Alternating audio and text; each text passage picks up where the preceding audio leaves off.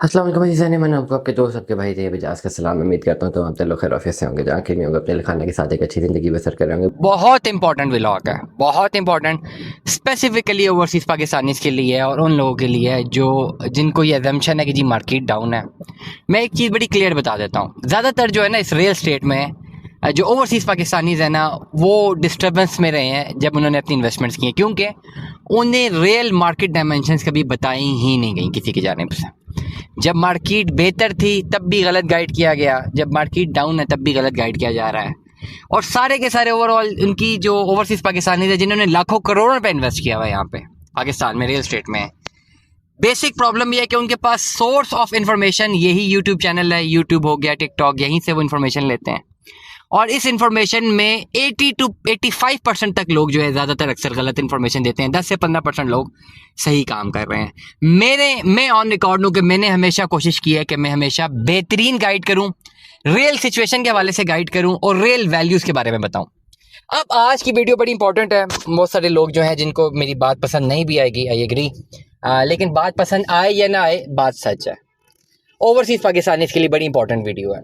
देखिए, इस वक्त एक नैरेटिव बन गया जी कि मार्केट है बहुत डाउन है, बहुत मार्केट गिरी हुई है, कोई इन्वेस्टमेंट नहीं करना चाह रहा, पता नहीं ये हो गया। अब ये भी बिल्कुल गलत पिक्चर जो दिखाई गई है, बिल्कुल उसी तरह जैसे आज से 3-4 साल पहले दिखाया गया था कि पता नहीं रियल एस्टेट में कौन सी कोई दूध की नहरें बहना शुरू हो गई हैं कि बस आज इन्वेस्टमेंट करें, कल करोड़ों का मुनाफा कमाएं। तब भी गलत गाइड किया गया, आज भी गलत गाइड किया गया। आज का बैठा हुआ ओवरसीज पाकिस्तानी अब ये सोच रहा है कि भाई रियल एस्टेट बिल्कुल डूब गई है और अब अगर कोई करोड़ रुपए की चीज़ भी है तो उसको अगर मैं 10 लाख की भी लूँगा तो ये बड़ी ज़बरदस्त हो जाएगी और 10 लाख की भी लेने वाला कोई नहीं है। ये कॉन्सेप्ट क्लियर करने की ज़रूरत है। मैं आपको एक ओवरऑल केस स्टडी बताता हूँ। एक भाई है हमारे, मैं बिल्कुल ना नाम ले रहा हूँ, ना मुल्क बता रहा हूँ और ना मैं एग्जैक्ट फिगर्स बता रहा हूँ, मैं खाली केस बता रहा हूँ, वो आपके लिए समझाने के लिए केस बता रहा हूँ। एक भाई है जो कि चाहते हैं, लेटर सपोज, मैं फिगर्स एग्जैक्ट नहीं बता रहा, ठीक है, किसी भी सेक्टर XYZ में, किसी भी XYZ सोसाइटी में वो लेटर सपोज एक 10 मरले का बना बनाया मकान हासिल करना चाहते हैं, ठीक हो गया। अब 10 मरले का बना बनाया मकान हासिल करने के लिए खाली हम प्लॉट की वैल्यू की बात करें तो अप्रॉक्सीमेट वैल्यू लगा दीजिए हमने 50 लाख रुपया, 1.5 करोड़ रुपये हमने लगा दी उसकी वैल्यू 10 मरले मकान में बनने की। चलो 2 करोड़ रुपये का बंदे को पड़ गया, ठीक है। अब इस वक्त अगर कोई बेचेगा तो सिर्फ वही बेचना चाहेगा जिसको कैश की पेमेंट की जरूरत है, जिसको पैसे चाहिए वही बेचेगा। अदरवाइज जिसको पैसे नहीं चाहिए वो नहीं बेचेगा। कोई इतना बेवकूफ़ नहीं है कि 50 लाख का प्लॉट लेगा, 1.5 करोड़ ऊपर लगाएगा और चीज़ बेच देगा 1 करोड़ रुपए की क्योंकि मार्केट डाउन है।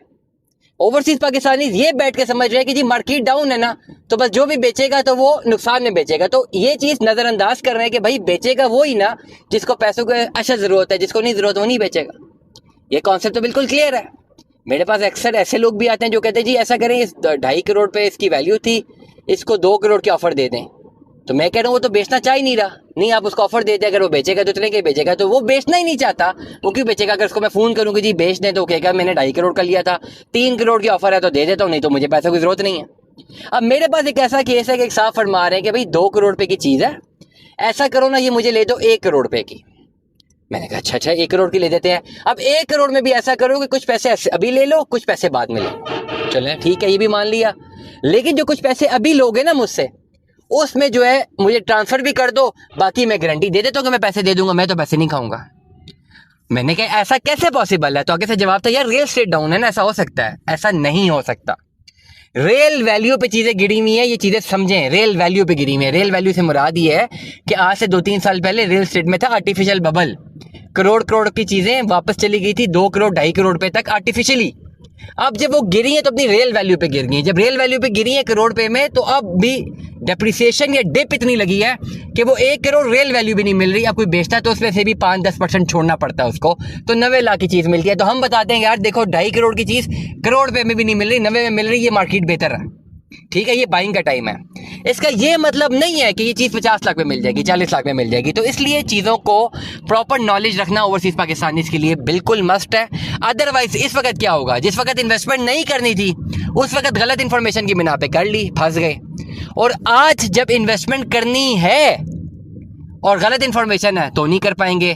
फिर जब मार्केट दोबारा रिवाइव होगी फिर एक अफसोस होगा कि यार कर सकते थे इन्वेस्टमेंट, नहीं की। इसीलिए हमेशा आपको जो बताने वाला बंदा है वो बिल्कुल अप टू द मार्क हो। पैसा कमाना हर एक का हक है, लेकिन जो रियल वैल्यू आपको बताएगा वो रियल वैल्यू आप सुनेंगे, उस हिसाब से अपना फैसला लेंगे तो आपके लिए बेहतरीन साबित रहेगा। जितने ओवरसीज़ पाकिस्तानीज़ हैं भाई, मैं टिप दे रहा हूँ, पाकिस्तान की रियल एस्टेट में इन्वेस्टमेंट करने का टाइम है। दूसरी आपकी प्रायोरिटी होनी चाहिए कंप्लीटली आपकी पोजेशनेबल प्रॉपर्टी, या थर्ड प्रायोरिटी पे आप रख ले अपने पास आपका बैलेटेड प्लॉट।